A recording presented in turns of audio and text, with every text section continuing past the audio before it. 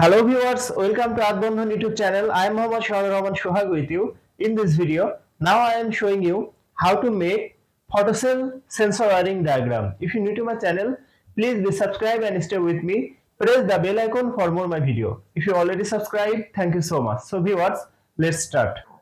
MCB circuit breaker, photocell sensor, bulb 1, bulb 2, bulb 3, switch 1, phase connection to MCB circuit breaker, neutral connection to MCB circuit breaker, phase connection from MCB circuit breaker to connect switch and photocell sensor.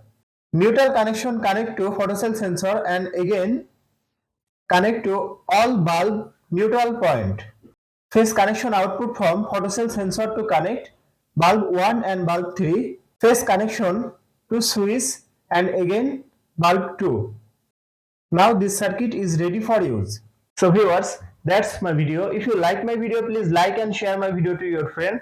Share my video to your all social media. Thanks for watching my video and thanks for being with me. Thank you so much.